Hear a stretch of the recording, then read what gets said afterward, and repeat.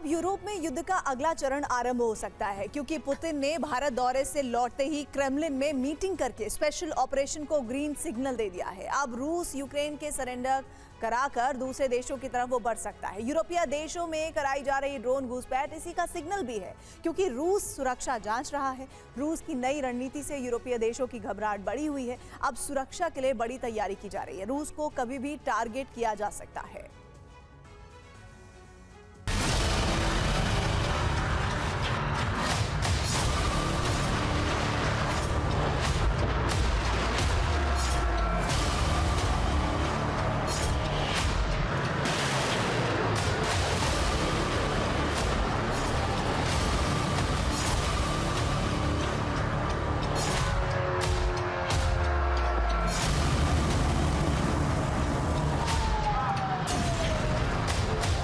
यूरोपीय देश घबरा रहे हैं क्योंकि तबाही का जलजला कभी भी आ सकता है।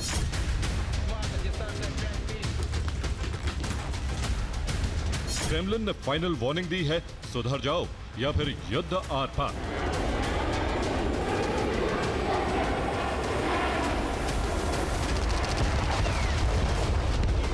पुतिन ने भारत से लौटते ही क्रेमलिन में इमरजेंसी मीटिंग की, जिसमें सेना के टॉप रैंक कमांडर्स थे, साथ ही पुतिन की कैबिनेट के वरिष्ठ चेहरे भी थे। इमरजेंसी मीटिंग में फाइनल ब्लूप्रिंट तैयार किया गया। सबसे पहले यूक्रेन के सरेंडर की समय सीमा तय की गई। दिसंबर से लेकर जनवरी के आखिर तक का वक्त बताया जा रहा है। इस दौरान रूस यूरोप में अगले टारगेट भी फिक्स कर लेगा, यानी पुतिन का ऑपरेशन यूक्रेन आगे बढ़ सकता है। और यूरोपीय देशों में पहुंच रहे रूसी ड्रोन इसी की रिहर्सल है, यानी ड्रोन के जरिए रूस सुरक्षा इंतजाम जांच रहा है। यूक्रेन के खात्मे के बाद दूसरे यूरोपीय देशों पर हमला किया जा सकता है, क्योंकि यूरोप लगातार अपनी प्लानिंग को आगे बढ़ा रहा है, जिससे क्रेमलिन में कोहराम मचा हुआ है। पुतिन का पारा बढ़ता जा रहा है।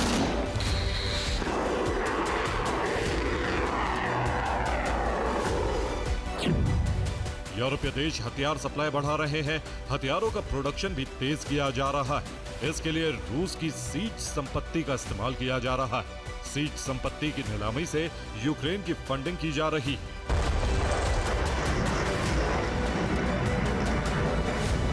इससे रूस का गुस्सा बढ़ रहा है।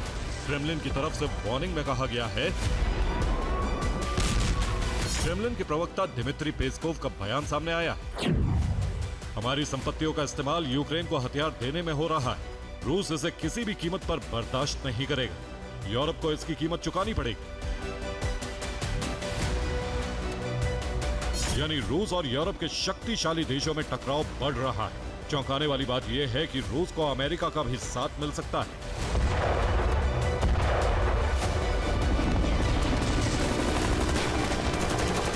क्योंकि अमेरिका भी रूस की सीज संपत्तियों से यूक्रेन को बारूद सप्लाई के खिलाफ है।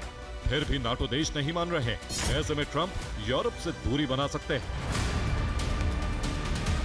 और ऐसा हुआ तो बिना अमेरिका नाटो का अस्तित्व नहीं बचेगा, क्योंकि बिना अमेरिकी हथियारों के नाटो युद्ध नहीं लड़ पाएगा, क्योंकि अमेरिकी हथियारों पर निर्भरता थी।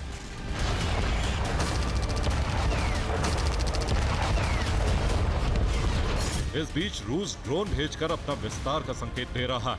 अब रूस ने पहली बार पश्चिमी यूरोपीय देश में ड्रोन भेजे, जिसमें फ्रांस को टारगेट किया, जबकि इससे पहले पूर्वी और उत्तरी यूरोपीय देशों में ड्रोन भेज चुका है। यानी काला सागर से लेकर बाल्टिक सागर और अब भूमध्य सागर तक रूस के ड्रोन पहुंच चुके हैं। इसका सीधा अर्थ है रूस यूरोप के किसी भी कोने में किसी भी देश पर हमला कर सकता है। जल, थल और नभ से बारूद बरसा सकता है।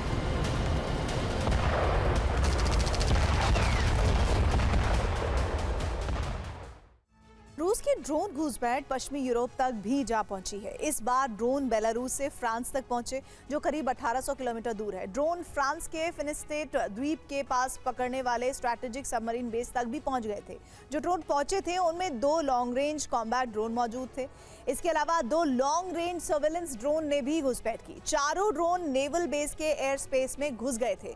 फ्रांस का दावा है रूस ने सबमरीन बेस की जासूसी के लिए ड्रोन भेजे थे। ड्रोन पहुंचते ही सबमरीन बेस पर हाई अलर्ट जारी कर दिया गया, जिसके बाद एंटी ड्रोन गन से पलटवार किया गया।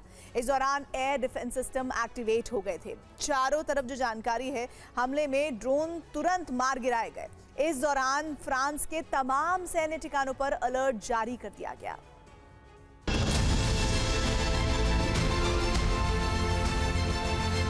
फ्रांस तक रूसी ड्रोन का पहुंचना बड़े खतरे का संकेत है, क्योंकि यूरोप में ब्रिटेन के अलावा फ्रांस ही न्यूक्लियर पावर्ड देश है। ड्रोन भेजकर रूस ने वार्निंग दी है कि अगर फ्रांस ने यूरोप में एटमी अम्ब्रेला बनाया तो रूस हमला कर सकता है।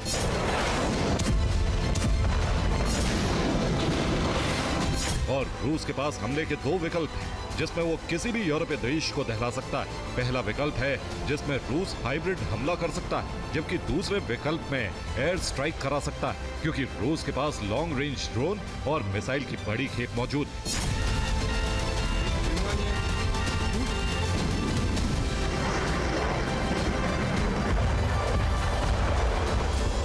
रूस ने हमला किया तो यूरोपीय देशों के सामने बड़ा संकट खड़ा हो सकता है, क्योंकि अमेरिकी हथियारों के अलावा नाटो के पास ज्यादा सैन्य ताकत नहीं है।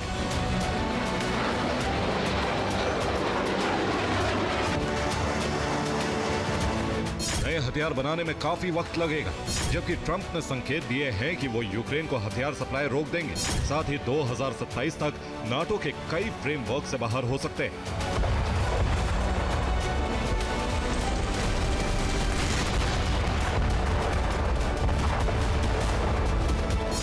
ऐसे वक्त में पुतिन के पास रूस के साम्राज्य का विस्तार करने का बड़ा मौका होगा, जिसके लिए वो पिछले 16 साल से तैयारी कर रहे हैं।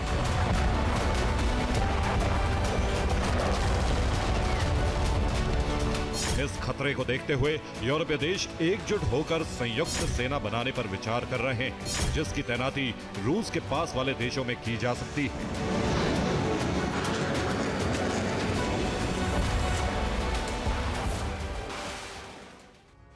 बाल्टिक में रूस की गतिविधि से संकेत मिल रहे हैं कि पिछले कुछ वक्त में रूस के ड्रोन और बॉम्बर्स पेट्रोलिंग कर रहे हैं, जिनके टारगेट पर बाल्टिक के पास वाले देश हैं। इन देशों पर सर्वेलेंस ड्रोन से जासूसी कराई जा रही है।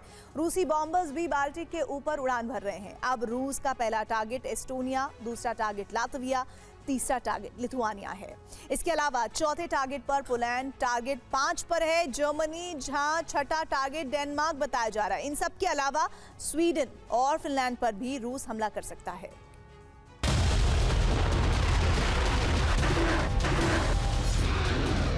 सिर्फ बाल्टिक ही नहीं, बल्कि नॉर्डिक देशों पर भी खतरा मंडरा रहा है। अब पश्चिमी यूरोप के देशों में भी बेचैनी बढ़ रही है, जब से फ्रांस पे ड्रोन घुसे। ब्रसेल्स में सभी देश जुटने वाले हैं, जिसमें नए ब्लूप्रिंट पर चर्चा हो सकती है। जबकि अब पश्चिमी यूरोप के देश भी यूक्रेन और उसके पास के देशों में हथियारों की तैनाती करने वाले हैं। इसके लिए फ्रांस, ब्रिटेन और इटली मिलकर यूक्रेन और बाल्टिक देशों में सैनिक और हथियार भेजेंगे, जिसमें तुरंत 400 आर्म्ड व्हीकल भेजे जा रहे हैं, जिन्हें यूक्रेनी फ्रंट लाइन पर तैनात किया जाएगा। साथ ही अटलांटिक सागर और भूमध्य सागर में सी पेट्रोलिंग बढ़ाई जा रही, जिससे समंदर रूट से गुजरने वाले रूसी शिप पर नजर रखी जा सके। अगर रूस ने हमला किया तो नाटो उन जहाजों को टारगेट कर सकता है।